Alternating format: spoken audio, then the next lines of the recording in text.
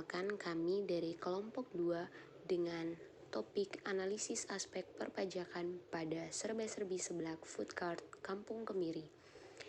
Dengan anggotanya Violeta Likumahua dengan NIM 23/2020-025, kemudian Antolini Yudadinata dengan NIM 23/2020-071, Putra Pratama Adi dengan NIM 23/2020-073, Ruth Hagar Naomi Mainolo dengan NIM 23/2020-082, dan yang terakhir Jessica Agnes Pasumbu dengan NIM 23/2020-122.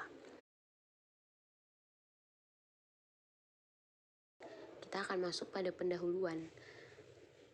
Di sini, pajak dapat dipahami sebagai suatu kewajiban negara yang berperan aktif dalam masyarakat dengan upaya membiayai berbagai keperluan negara dalam bangsa. Atas pembayaran pajak tersebut, masyarakat tidak menerima imbal jasa secara langsung karena pajak digunakan untuk kepentingan umum. Seiring dengan berjalannya waktu, banyak bisnis kuliner yang berkembang di Indonesia. Ini menjadi sebuah tantangan bagi pebisnis untuk dapat bersaing dengan pebisnis lainnya secara sehat. Sebagai seorang pebisnis, berpikir kreatif dan inovatif sangatlah penting karena mampu meningkatkan daya beli konsumen.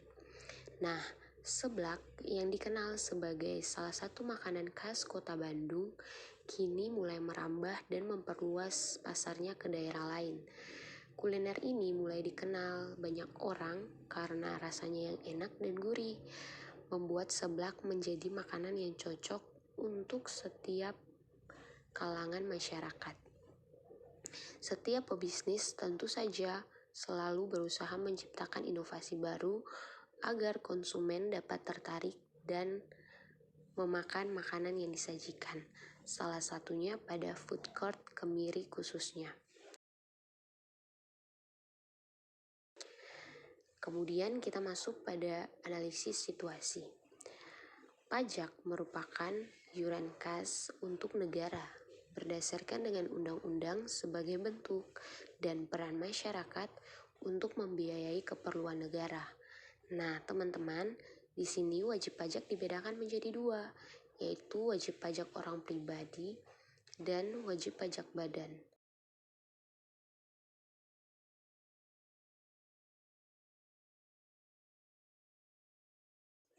Wajib pajak orang pribadi dan wajib pajak badan memiliki kewajiban yang berbeda-beda. Di sini dapat dibedakan menurut yang pertama yaitu golongan. Pajak dibedakan menjadi pajak langsung dan pajak tidak langsung. Pajak langsung adalah pajak yang pembebanannya tidak dilimpahkan pada orang lain. Sedangkan pajak tidak langsung merupakan pajak yang pembebanannya dapat dilimpahkan kepada orang lain. Yang kedua, pajak menurut sifat. Pajak menurut sifat dibedakan menjadi pajak objektif dan pajak subjektif. Pajak objektif merupakan pajak yang berdasarkan pada objek, contohnya PPN, PPNBM, sedangkan pajak subjektif adalah pajak yang pemungutannya berdasarkan sifatnya. Contohnya adalah pajak penghasilan. Yang ketiga adalah menurut lembaga pemungutan. Nah, menurut lembaga pemungutan ini, pajak juga dibedakan menjadi 2, yaitu pajak negara atau pajak pusat.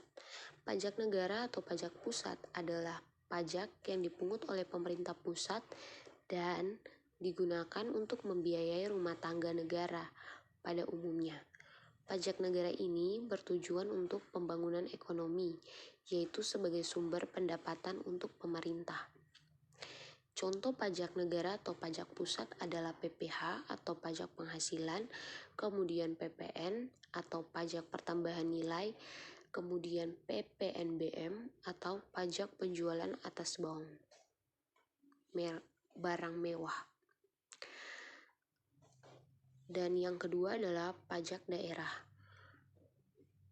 Pajak daerah adalah pajak yang dipungut oleh pemerintah daerah baik dalam tingkat 1 yaitu pajak provinsi maupun pajak daerah tingkat 2, pajak kabupaten atau kota, dan digunakan untuk membiayai rumah tangga daerah masing-masing.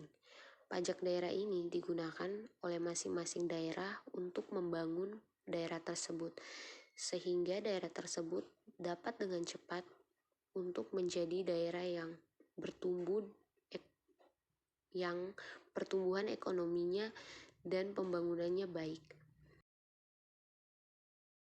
Kemudian kita masuk pada permasalahan mitra.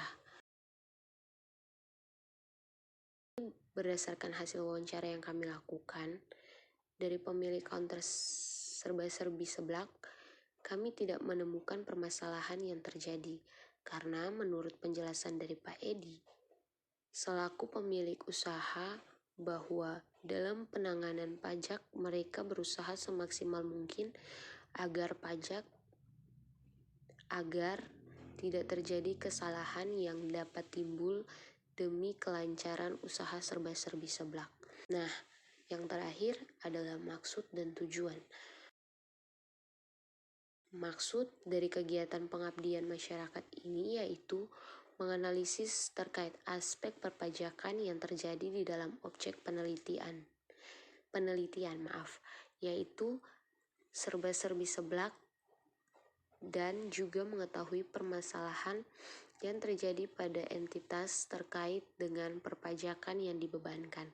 Dan tujuannya dari kegiatan pengabdian masyarakat ini yaitu mengetahui uraian bisnis serba-serbi seblak serta menganalisis terkait pajak yang terdapat dalam serba-serbi seblak dan mencari tahu masalah yang dihadapi pada saat melakukan pelaporan pajak dan memberikan rekomendasi. Perkenalkan, nama saya Antoni Yudadinata dengan NIM 23/2020-071. Berikutnya bab 2, metode kegiatan.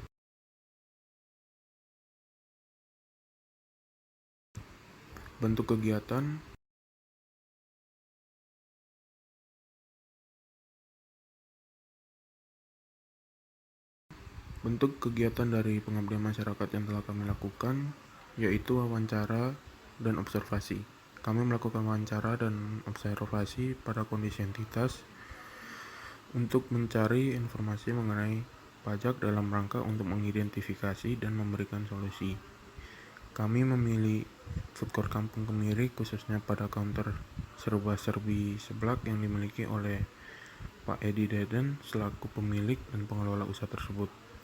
Ada beberapa pertanyaan yang kami sampaikan kepada pengurus usaha tersebut berhubungan dengan aset apa saja yang dimiliki oleh kantor, hasil penjualan, dan biaya-biaya yang mempengaruhi perhitungan pajak. Kami telah melakukan identifikasi pajak yang dikenakan oleh serba-serbi seblak melalui kegiatan wawancara dan sudah kami lakukan. Kami juga melakukan kegiatan dokumentasi yang bertujuan sebagai bukti yang kami dapat dari kegiatan produksi counter serba-serbi seblak. Dokumentasi yang kami dapatkan yaitu berisikan foto kegiatan produksi saja. Kami tidak mendapatkan bukti pajak karena hal tersebut merupakan dokumen penting yang tidak bisa diperlihatkan. Dalam melakukan pengambilan gambar, kami sudah meminta izin untuk melakukan dokumentasi pada counter serba-serbi seblak. Selanjutnya, saya akan menjelaskan kerangka kegiatan. Berikut ini merupakan kerangka kegiatan yang kami lakukan.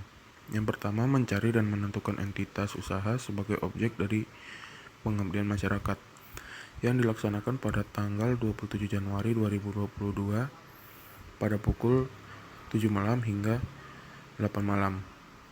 Yang kedua, menyusun dan mendiskusikan terkait pertanyaan wawancara melalui Google Dokumen yang dilaksanakan pada tanggal 25 sampai 27 Februari 2022 pukul 7 hingga pukul 9 malam. Dan yang ketiga, melakukan wawancara dengan pemilik counter serba-serbi seblak yang pertama, Yang pertama yang dilaksanakan pada tanggal 11 hingga 13 Maret tahun 2022. Dimulai dari pukul 16 hingga 18 atau jam 4 hingga jam 6. Menyusun kata pengantar ringkasan eksekutif dan pendahuluan yang dilaksanakan pada tanggal 15 hingga 16 Maret 2022 pukul 6 sore hingga pukul 8 malam. Yang kelima, melakukan wawancara dengan pemilik konter serba-serbi seblak yang kedua yang dilaksanakan pada tanggal 23 Maret 2022 pukul 3 sore hingga 5 sore. Yang keenam, menyusun metode kegiatan, kerangka kegiatan, dan kondisi entitas yang dilaksanakan pada tanggal 25 hingga 26 Maret pukul 19 hingga 21 atau 7 malam hingga 9 malam. Yang terakhir, menganalisis jenis-jenis pajak yang ada pada serba-serbi seblak yang dilaksanakan pada tanggal 27 Maret 2022 pada pukul 18.00 hingga 20.00 atau jam 6 sore hingga jam 8 malam. Perkenalkan, saya Putra Pertama Adi dengan NIM 23/2020-073. Di sini saya akan menjelaskan bab 3, kondisi entitas serba-serbi seblak. Poin yang pertama, profil dari entitas serba-serbi seblak. Serba-serbi seblak merupakan usaha kuliner yang berlokasi di Jalan Kemiri 2, nomor 25, Kecamatan Sidorejo, Kota Salatiga, Jawa Tengah. Pemilik dari usaha ini yaitu Pak Edi Deden. Dalam menjalankan usahanya, Pak Edi mempekerjakan 2 orang karyawan. Pada tahun 2019, Pak Edi memutuskan untuk bergabung bersama Food Court Kampung Kemiri. Karena menurut Pak Edi, letak Food Court Kampung Kemiri cukup strategis dan mudah dijangkau mahasiswa dan pelajar.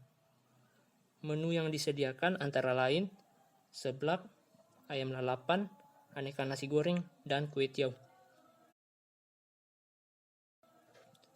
Selanjutnya, poin kedua, proses bisnis dari entitas serba-serbi seblak. Dalam membuat seblak, diperlukan beberapa bahan seperti daging ayam, ceker, bakso, dan telur yang diperoleh dari pemasok. Selain itu, ada bumbu-bumbu yang diperlukan seperti kerupuk, mie, bawang merah, bawang putih, cabai, dan kencur. Selanjutnya, proses membuat seblak. Pertama-tama rebus air hingga mendidih, kemudian masukkan kerupuk dan mie, masak hingga menjadi lembut. Selanjutnya, tuangkan bumbu yang sudah dihaluskan, kemudian diaduk. Kemudian, tambahkan daging ayam, ceker, dan bumbu, serta penyedap rasa, kemudian diaduk rata. Lalu tunggu hingga mendidih, dan jika sudah mendidih, maka seblak siap dihidangkan. Halo teman-teman, perkenalkan nama saya Ruth Hagar Naomi Menolo dengan NIM 23/2020-082. Selanjutnya, saya akan menjelaskan mengenai hasil kegiatan dan juga pembahasan. Data yang kami dapatkan saat melakukan wawancara dan observasi mengenai aspek pajak yang ditanggung oleh serba-serbi seblak berdasarkan omset yang dimiliki. Maka kami melakukan perhitungan pajak apa saja yang harus dibayarkan oleh serba-serbi seblak. Apakah usaha tersebut melakukan pembayaran sesuai dengan ketentuan yang berlaku? Maka dari itu, hasil diskusi kami ini dapat membantu memperjelas terkait pembayaran pajak yang cukup memadai, jika memang terjadi kesalahan dalam pembayaran atau pelaporan pajak. Berikut merupakan jenis pajak yang terdapat pada serba-serbi seblak beserta perhitungannya. 4.1 Perhitungan pajak pusat. Yang pertama, PPh 23. Yang dipotong serba-serbi seblak, pemotong Food Court Kampung Kemiri. Tarif yang digunakan yaitu 2%. Perhitungan nilai pajak, 2% dikalikan dengan 16 juta rupiah, maka akan didapat Rp320.000. Mekanismenya yaitu serba-serbi seblak memotong PPh 23 dari pembayaran sewa gedung yang dibayarkan serba-serbi seblak kepada Food Court Kampung Kemiri. Serba-serbi seblak memiliki kewajiban untuk menghitung menyetor PPh 23 yang sudah dipotong ke kas negara dan melapor SPT PPh 23. Selanjutnya PPh pasal 4 ayat 2, yaitu pemungutan PPN, tarif yang digunakan sebesar 10% dikalikan dengan 16 juta rupiah, maka akan didapat Rp1.600.000. Kemudian pemotongan PPh pasal 4 ayat 2, yaitu penghasilan bruto atau tanpa PPN sebesar 10 juta rupiah. Maka perhitungan PPh pasal 4 ayat 2 yaitu 10% dikalikan dengan 10 juta rupiah, maka didapat 1 juta rupiah. Selanjutnya yang terakhir yaitu 4.2 mengenai perhitungan pajak daerah. Pajak restoran.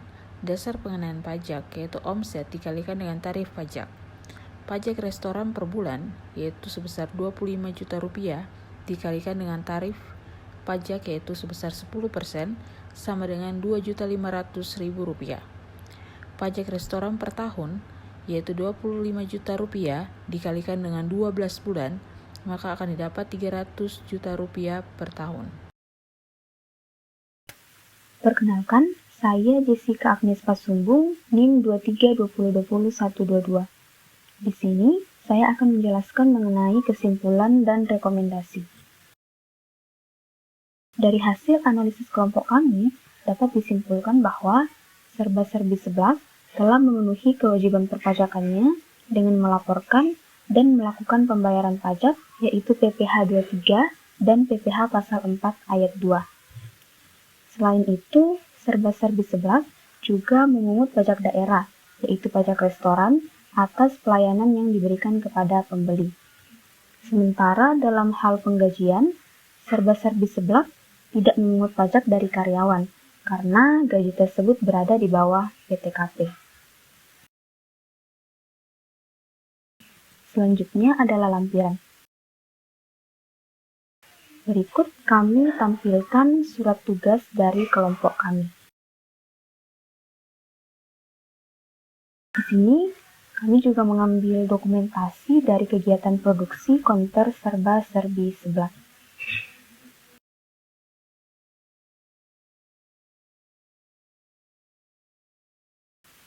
Demikianlah penjelasan kami mengenai analisis aspek perpajakan pada serba-serbi seblak Food Court Kampung Kemiri.